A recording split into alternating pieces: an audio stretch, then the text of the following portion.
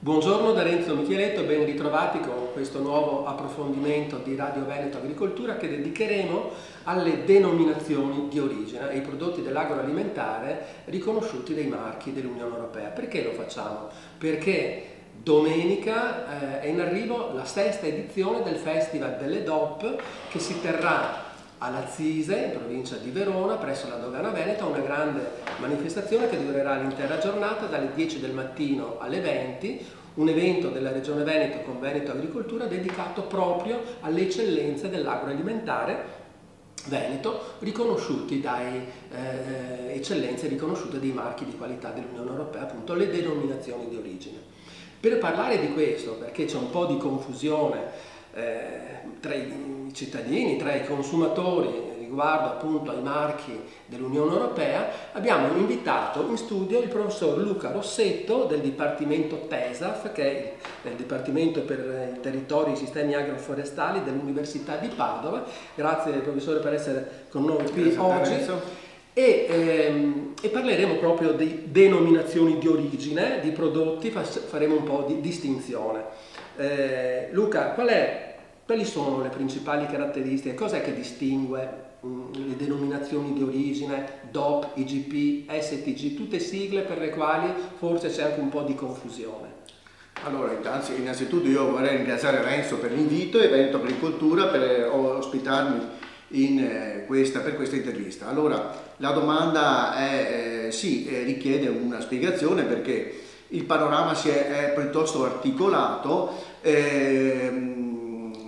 le DOP, le denominazioni, o meglio, le indicazioni geografiche raccolgono un ampio numero di cosiddette denominazioni.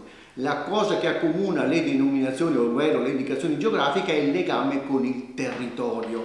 Quindi in un prodotto che ha il bollino DOP o IGP si certifica il legame con il territorio, quello che i francesi chiamano terroir, cioè ovviamente un insieme di caratteristiche pedologiche, climatiche tipiche di quell'area, e poi ovviamente la tradizione, la cultura, la storia di quella produzione in quella determinata area e infine una condivisione tra i produttori di quell'area delle tecniche di produzione.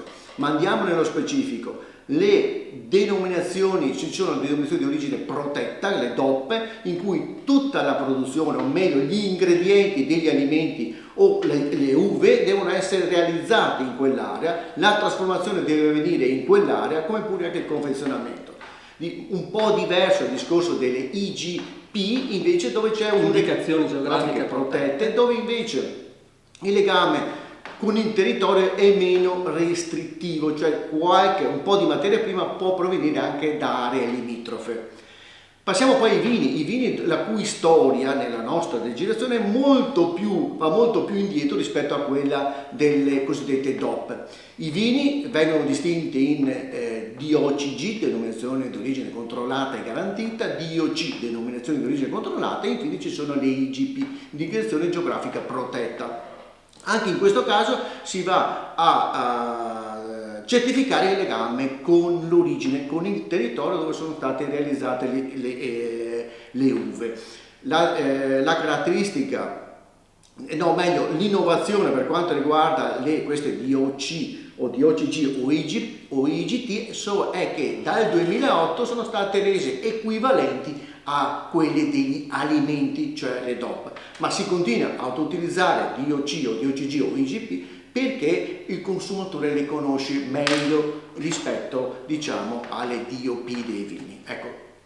Luca, è stata una corsa, sì. Ma mi sembra chiara per capire, per fare un po' di chiarezza attorno a questi marchi. Ma io volevo chiederti, quali sono poi in realtà i benefici derivanti da potersi fregiare di un marchio europeo sia per i produttori ma anche per i consumatori? Allora, i vantaggi sono indubbi sia per i produttori che per i consumatori. Per i produttori in primo luogo c'è la riconoscibilità del prodotto, o meglio del prodotto che è stato realizzato in quella determinata area e seguendo delle regole che sono definite all'interno di quello che si chiama disciplinare di produzione. Quindi l'agricoltore che intende quindi aderire all'adesione volontaria a questo sistema di certificazione ovviamente deve seguire delle regole. E quindi però d'altra parte il produttore ha un prodotto che è riconosciuto dai consumatori immediatamente sullo scaffale, perché il consumatore sa che è ottenuto in quell'area. Il secondo vantaggio è la protezione, che è molto forte nell'ambito dell'Unione Europea, perché i marchi collettivi ovviamente sono di proprietà di Bruxelles, o meglio del Ministero dell'Agricoltura, e quindi eventuali anche problematiche sull'imitazione vengono ovviamente trattate direttamente da Bruxelles senza alcun costo per i produttori. D'altra parte poi, riunendo un'area vasta, si può creare quella massa critica che consente anche di raggiungere delle dimensioni sufficienti e importanti per ovviamente ad esempio vendere ai supermercati, alla grande distribuzione o per l'esportazione. Quali sono i vantaggi per i consumatori? Anche qui in questo caso abbiamo che il consumatore riconosce in maniera immediatamente il prodotto sullo scaffale, secondo garanzia di qualità del prodotto per il consumatore medesimo, che vede il logo e non ha bisogno ovviamente di ottenere altre informazioni. Certo. Ascolta Luca, ricordiamo che l'Unione Europea riconosce, sono circa 3.000 i prodotti dell'agroalimentare di tutti i paesi dell'Unione Europea che appunto possono fregiarsi di questi marchi, ma Francia, Italia e Spagna detengono la stragrande maggioranza, un po' la Germania, la stragrande maggioranza di queste denominazioni. Quindi l'Italia è uno dei paesi che più può fregiarsi, ha prodotti, un numero veramente elevato di prodotti che possono fregiarsi dei marchi di qualità. E il Veneto è una delle regioni in Italia, assieme alla Lombardia, all'Emilia Romagna, con il maggior numero. Cosa significa questo? Significa ovviamente che c'è stato uno sforzo a livello politico e a livello ovviamente quindi regionale per cercare di far riconoscere l'importanza dell'origine. Avere una denominazione di origine, forse non l'ho bene indicato prima, è un modo per sottrarsi anche alla concorrenza. Quindi io ho un prodotto che non può essere imitato almeno a livello comunitario e quindi riesco a raggiungere i mercati in maniera più, diciamo, efficace.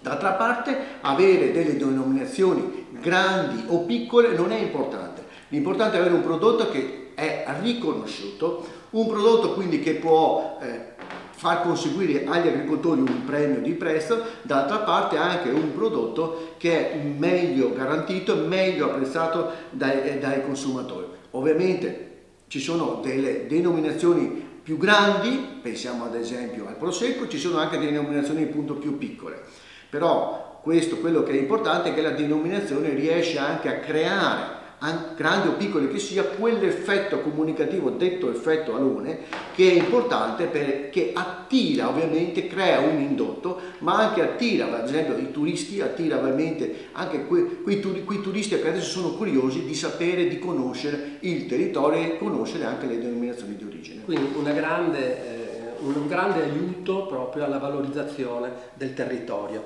Ascolta Luca, qual è il mercato delle denominazioni? E poi volevo anche chiederti, che è collegato il problema, è quello delle imitazioni.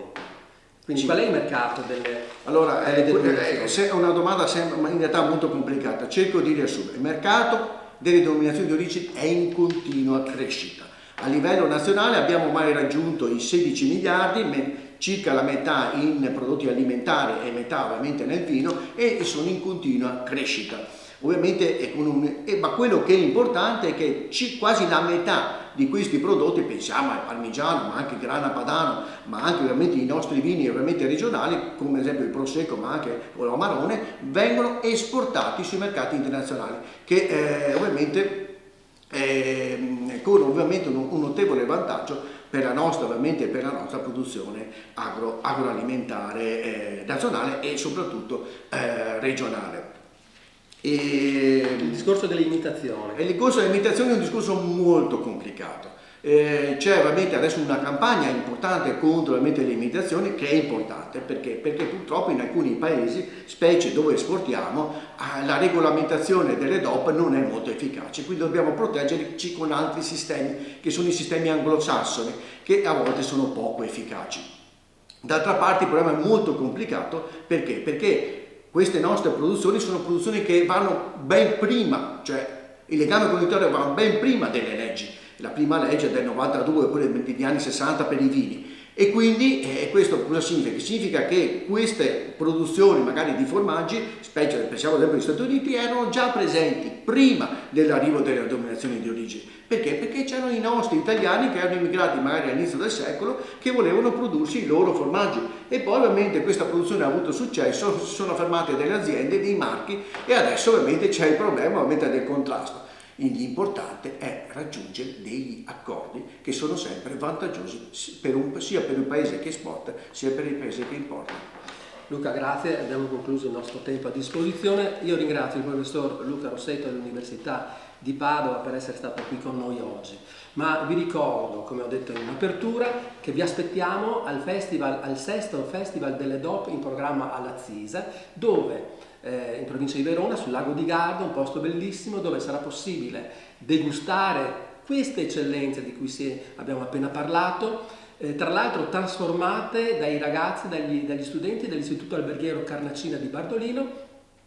Quindi ci sono le degustazioni di questi prodotti che possiamo conoscerli, ci saranno le spiegazioni, ci saranno chef che spiegheranno come possono essere trasformati questi prodotti, ci saranno i produttori che ci spiegheranno come nascono questi prodotti, che sono delle vere eccellenze riconosciute dai marchi di qualità dell'Unione Europea, di cui oggi abbiamo parlato, ma che sicuramente ritorneremo perché l'argomento è vasto, come abbiamo visto, abbiamo fatto una lunga corsa di 10 minuti, 12 minuti, ma per dire che stiamo parlando di un tema veramente molto importante. Grazie e un arrivederci alla prossima settimana. Arrivederci.